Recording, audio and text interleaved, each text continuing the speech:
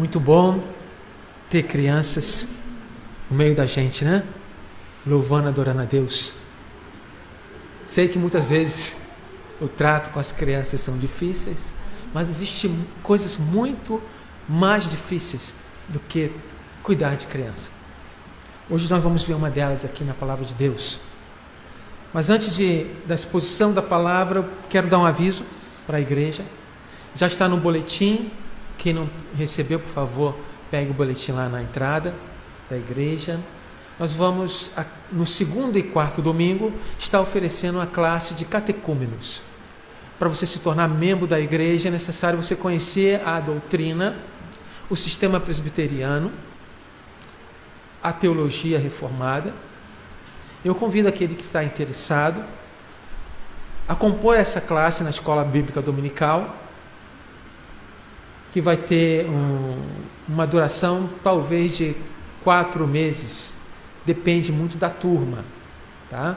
Com Wesley foi quanto tempo, Wesley? 2 meses. 2 meses, se reunindo quinzenalmente, tá? Então isso depende muito da turma. Então você é convidado a fazer parte desta classe na Escola Bíblica Dominical. E na Escola Bíblica Dominical também tivemos uma ótima lição ministrada pelo nosso irmão Sheldon.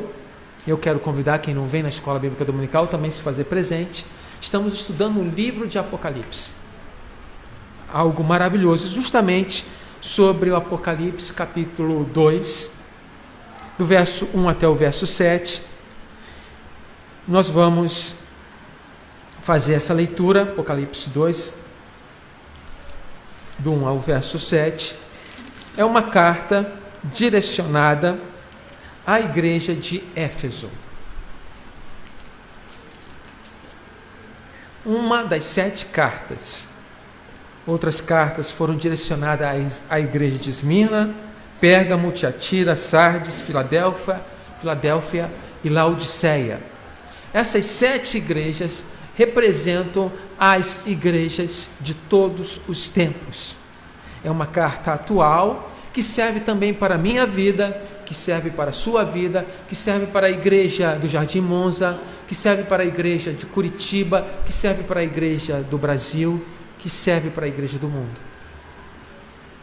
Apocalipse capítulo 2, do verso 1 até o verso 7, está escrito: Ao anjo da igreja em Éfeso escreve: Estas coisas diz aquele que conserva na sua mão direita as 7 estrelas e anda no meio dos 7 candeeiros de ouro.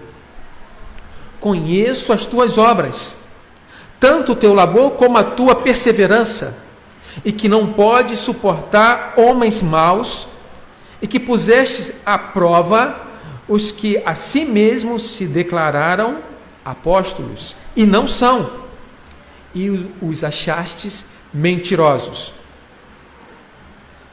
E tens perseverança, e suportaste provas por causa do meu nome, e não te deixastes esmorecer. Tenho, porém, contra ti que abandonaste o teu primeiro amor. Lembra-te, pois, de onde caíste. Arrepende-te e volta à prática das primeiras obras. E se não, venho a ti e removerei do seu lugar o teu candeeiro, caso não te arrependas. Tens, contudo, a teu favor, que odeias as obras dos nicolaítas, aos quais eu também odeio. Quem tem ouvidos para ouvir, ouça o que o Espírito diz às igrejas. Ao vencedor, dar-lhe-ei que se alimente da árvore da vida que se encontra no paraíso de Deus. Oremos. Pai, eis aqui a tua palavra, e te pedimos que olhe para o teu servo, que se coloque humildemente na tua presença e te pede o auxílio do teu Santo Espírito, e que também esteja agindo nos corações, na mente de cada um nesta noite. Te peço isto em nome de Jesus. Amém. Existe um contexto da igreja localizada em Éfeso, que ficava na Ásia Menor, que é o seguinte: Éfeso era uma das cidades mais ricas, importantes e maior da Ásia Menor. Tinha aproximadamente 200 mil habitantes. Hoje, Colombo, aqui no Paraná, tem quase 230 mil habitantes. Existia um teatro que tinha capacidade para colocar 24 mil pessoas. Tinha um porto muito importante. Todas as pessoas que acessavam a Ásia Menor tinham que desembarcar em Éfeso. Era um centro também da cultura da falsa deusa Diana. Havia centenas de sacerdotisas cultuais. Enfim, era uma cidade mística, cheia de superstição. Também era um dos centros do culto do imperador romano. Vocês sabem que o imperador romano gostava também de ser adorado, apesar de não ser Deus. Então, em Éfeso imperava o misticismo, a idolatria, a imoralidade e a perseguição aos cristãos. Paulo visitou a cidade de Éfeso no final da sua segunda viagem, no ano 52 depois de Cristo. Na sua terceira viagem, ele permaneceu ali 3 anos ministrando a palavra de Deus. Depois, ali, se espalhou o evangelho na Ásia Menor. Durante a prisão em Roma, Paulo também escreveu uma carta elogiando o amor daquela igreja. Timóteo foi pastor da igreja de Éfeso, depois o apóstolo João, que está recebendo esta visão no Apocalipse. Em Apocalipse encontramos então esta carta direcionada a esta igreja. Uma carta provavelmente recebida por João, essa visão, entre mais ou menos o ano 90 depois de Cristo, direcionada à segunda geração de crentes em Éfeso. E durante o reinado do imperador Domiciano, o apóstolo João, foi levado ao exílio na ilha de Patmos, que ficava no lado oriental da Ásia Menor. Entre o ano 91 e 96 depois de Cristo, Domiciano reinou. E durante o reinado de Trajano, outro imperador, ele foi posto em liberdade. Então retornou à igreja de Éfeso, já com certa idade. E eu sempre repito aqui que foi o único dos apóstolos que morreu de velhice. Todos os outros foram martirizados.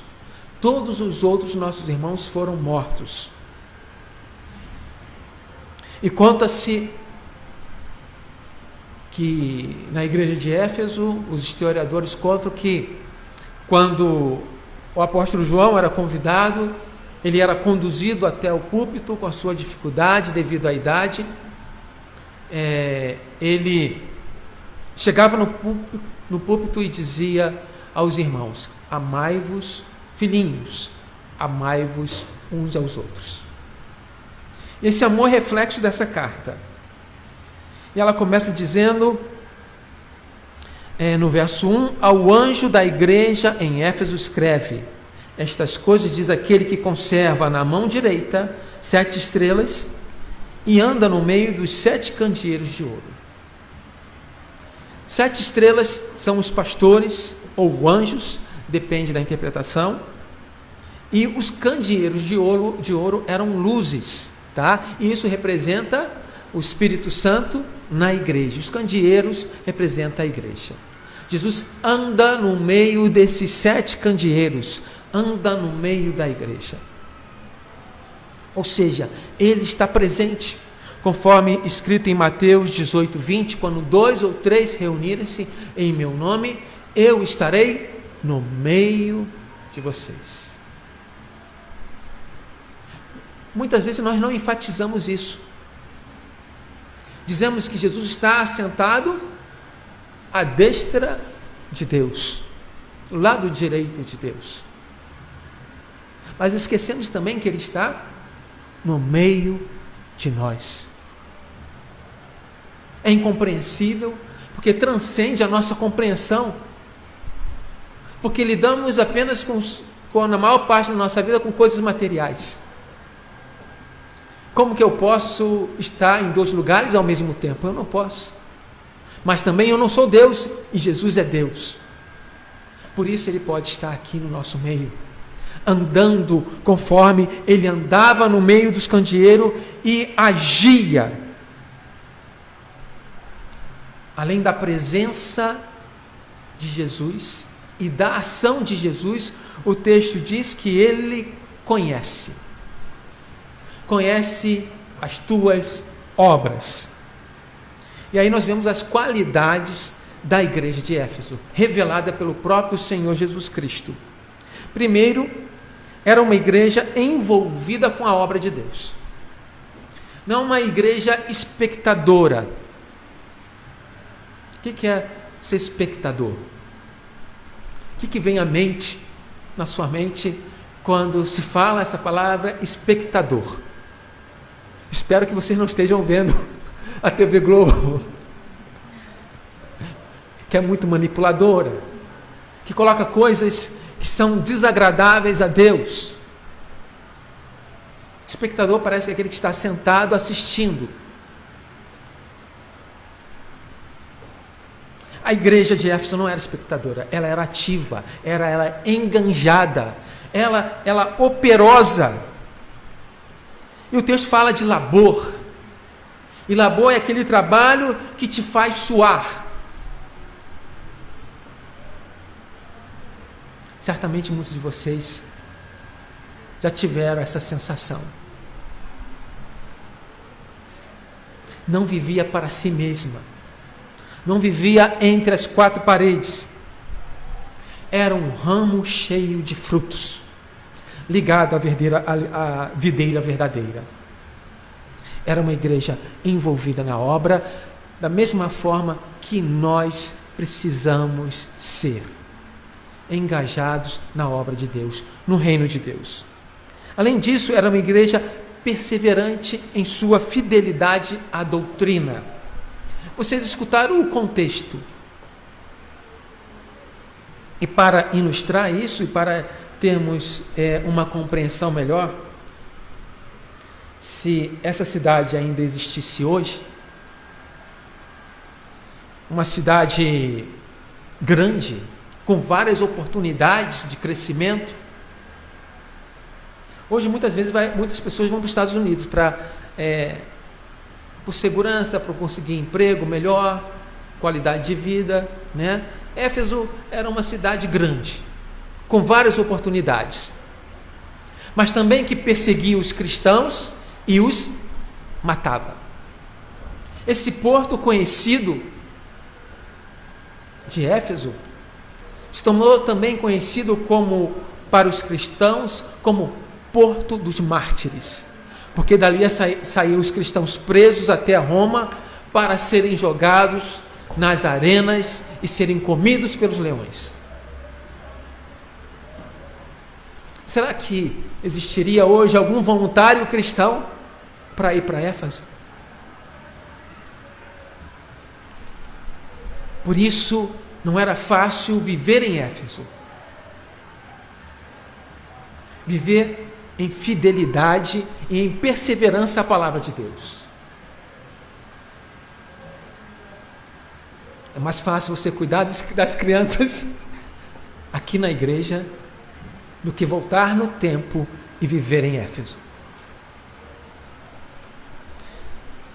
Mesmo no meio de lobos, falsos apóstolos, a igreja permanecia fiel. Ela tinha um discernimento espiritual e reconhecia apóstolos que eram mentirosos. Os nicolaítas, registrados no texto, oferecia praticamente o evangelho liberal. A pessoa poderia se envolver com comidas sacrificadas a ídolos e eles estimulavam a imoralidade. Muitas igrejas hoje são seduzidas por isso. Querem sentir. Nós somos criados por Deus também com emoções. Choramos, rimos, sentimos. Mas também temos que usar a razão. Devemos pensar e refletir sobre esta verdade. A palavra de Deus diz que o meu povo perece por falta de conhecimento. Muitos não querem pensar, querem só sentir.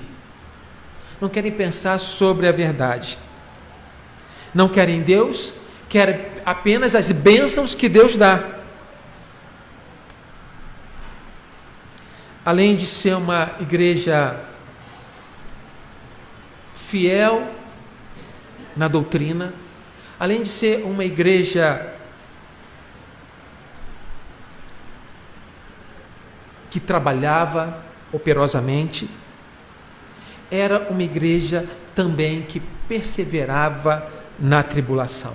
O contexto vocês viram, eu repito, cultos a vários deuses, falsos apóstolos, perseguição e até morte. E o texto diz que eles não esmoreciam. Que bom, né? É bom você começar uma coisa e ir até o final. Começar um trabalho e ir até o final. Receber uma função e ir até o final. Não desistir. Por que nós desistimos, então? Será que nós queremos só as coisas fáceis?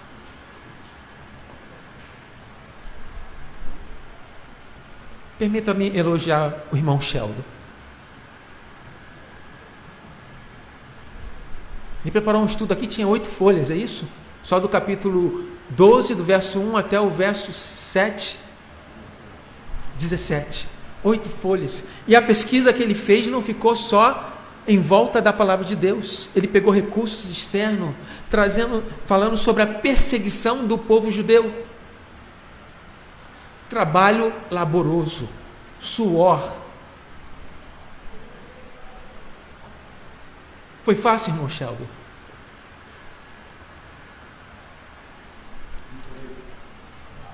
Não é fácil, querido. Isso é amor.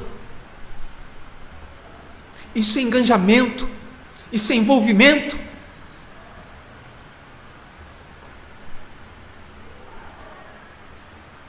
E nós somos chamados a isso, querida igreja, a não desistir, a não esmorecer, a permanecer fiel diante das tribulações, a permanecer fiel diante da palavra, a não ser seduzido pelas coisas fáceis. Hoje muitos querem apenas a coroa, sem a cruz, querem a bênção sem o Deus da bênção.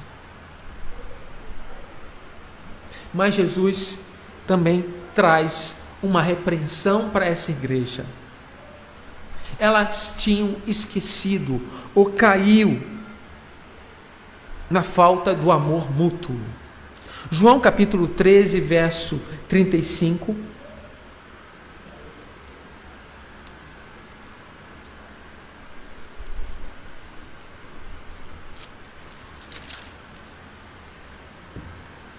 Está escrito: nisto conhecerão todos que sois meus discípulos, se tiver amor uns pelos outros. E ainda, esse João que escreveu aqui, o apóstolo João, que recebeu essa revelação do Apocalipse, ele diz que Deus é amor. E ele diz nas suas epístolas que só podemos dizer que amamos a Deus se amarmos o nosso irmão. Como nós podemos dizer que amamos a Deus se não amamos o nosso irmão?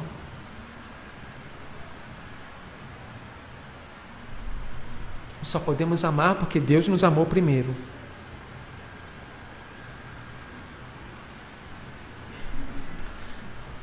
Eles tinham a igreja de Éfeso tinha uma grande caminhada de luta.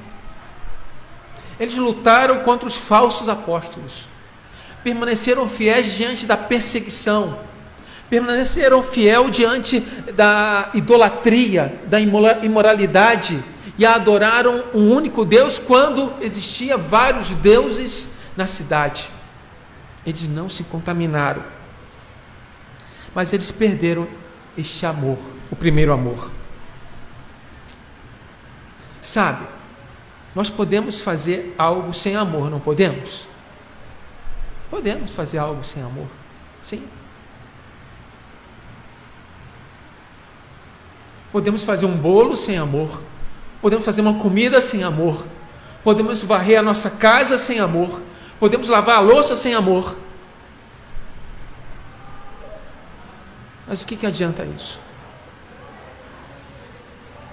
Somos chamados a amar uns aos outros, e somos chamados a amar a Deus de todo o coração, de toda a alma, de todo entendimento e com toda a força. E devemos amar o nosso próximo como a nós mesmos. Relacionamento.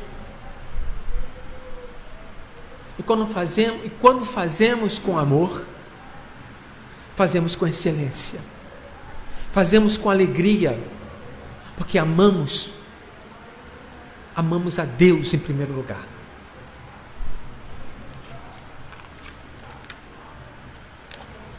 Mas sabe quando nós abandonamos o amor? O amor muitas vezes é substituído quando nós damos mais valor ao trabalho do que a Deus. Quando substituímos pelo zelo religioso. O amor a uma denominação maior do que o amor a Deus. Um amor por um objeto da igreja maior do que um amor por um irmão ou por uma irmã.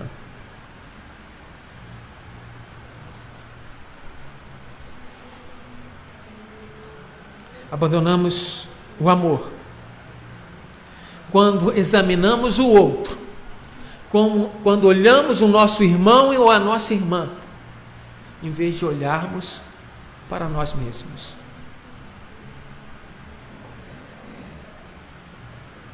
A igreja de Éfeso conseguiu identificar no meio dela os lobos, no meio dela os falsos apóstolos com falsas doutrinas, mas não conseguiu enxergar que ela caiu no primeiro amor. Mas teve uma chance para arrependimento. Jesus dá uma chance de arrependimento. Lembra-te, o texto diz, lembra-te da onde caíste. Não basta apenas saber, mas é preciso também arrepender-se.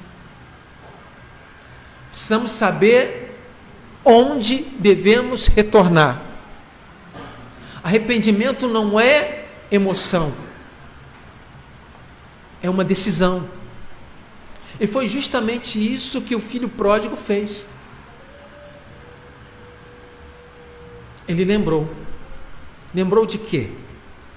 Quando ele estava maltrapilho, fedendo, com fome, ele lembrou da casa do seu pai. Lembrou justamente de onde que ele caiu. Ali ele saiu da sua casa sem aviso e dissipou toda a fortuna que recebeu do pai. Ele lembrou. E decidiu voltar para a casa do pai arrependido. Arrependimento é mudar de mente, mudar de direção e voltar-se para Deus. É romper com o que está entristecendo Deus. Hoje é tempo de voltar para Deus. Se você se afastou dele, aí eu falo também com os nossos irmãos que estão nos assistindo, se você se afastou de Deus, se você deixou de orar, se você deixou de ler a palavra de Deus, se você deixou de ter comunhão, se você deixou de amar o seu irmão, é hora de voltar. É tempo de amar a Deus. É tempo de amar o noivo. Nós somos a noiva. Nós somos a igreja amada. E devemos amar o noivo. Se não fizermos, aí vem um castigo também registrado aqui no livro, nesta carta. Vou remover de ti o candeeiro.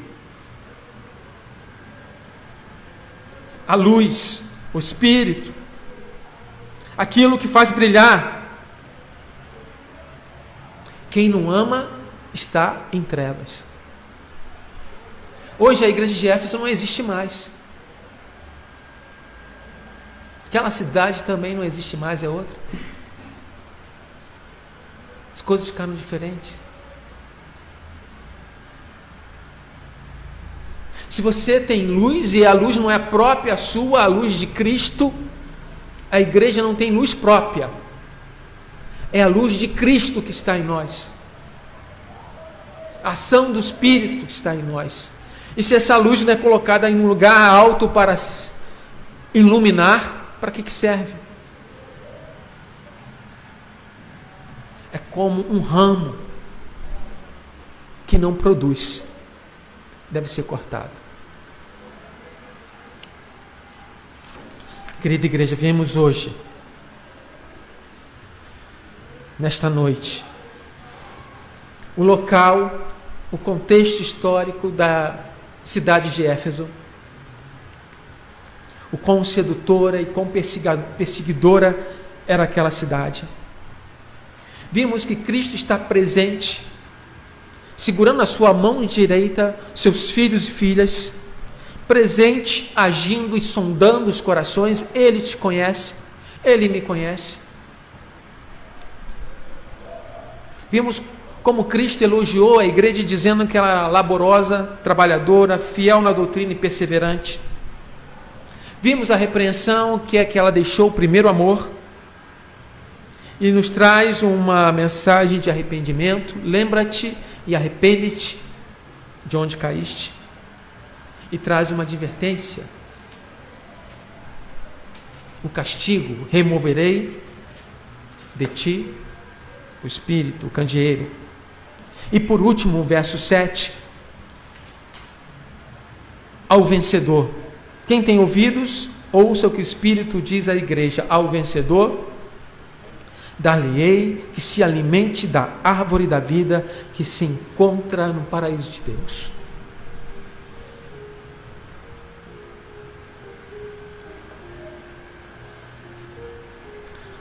Aleluia.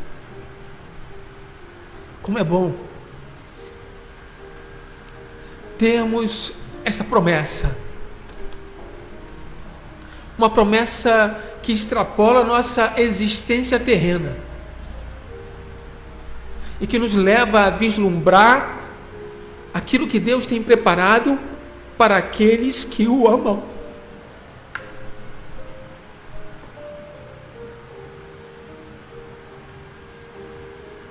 O amor vertical, no sentido a Deus, e o amor horizontal, reflexo deste amor a Deus.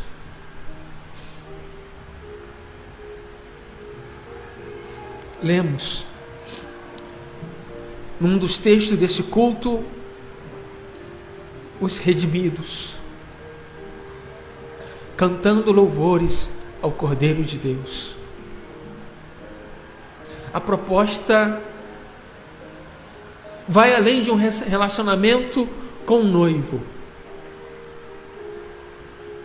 Não é um relacionamento temporário, mas um relacionamento eterno.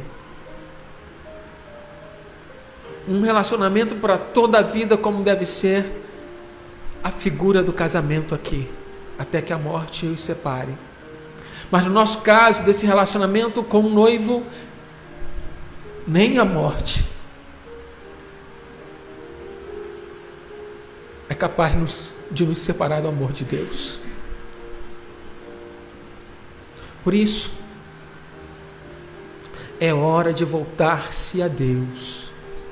É hora de arrepender-se. É hora de olhar para si